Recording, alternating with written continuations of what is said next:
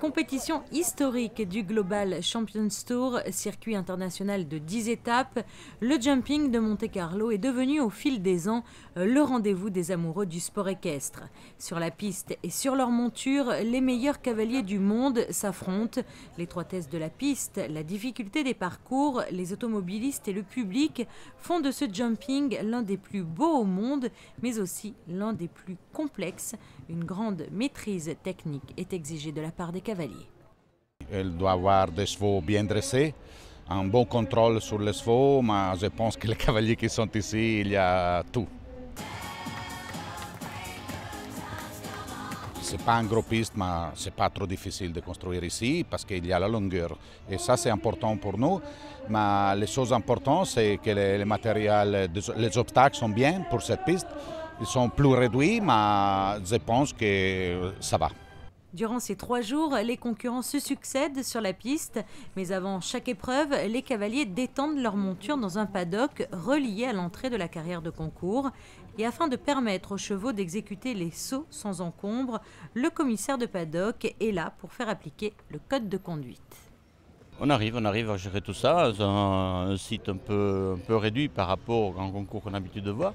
Mais ça se passe très bien, tout se cohabite bien, tout coïncide bien. Les voitures font très attention, sont très disciplinées, surtout ici à Monaco.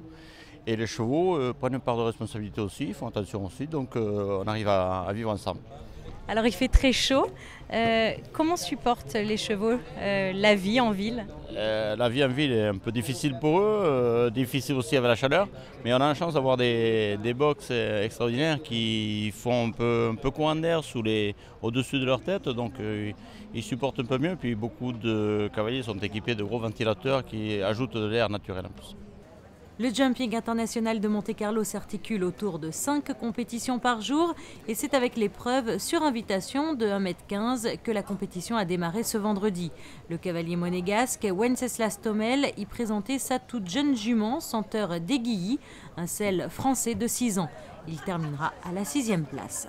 Et toujours sous les couleurs de Monaco, dans l'épreuve de 1,25 m, Charlotte Casiraghi sur Costa Virgio finira à la 4e position, juste devant la monégasque Mona Ferry, fière de sa 5e place.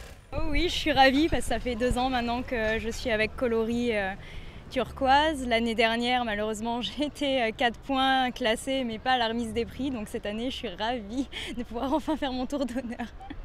Et c'était difficile ?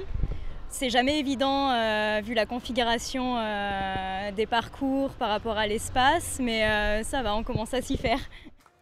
Un podium féminin donc pour cette épreuve qui fut remportée par la cavalière irlandaise Joanne Sloan Allen.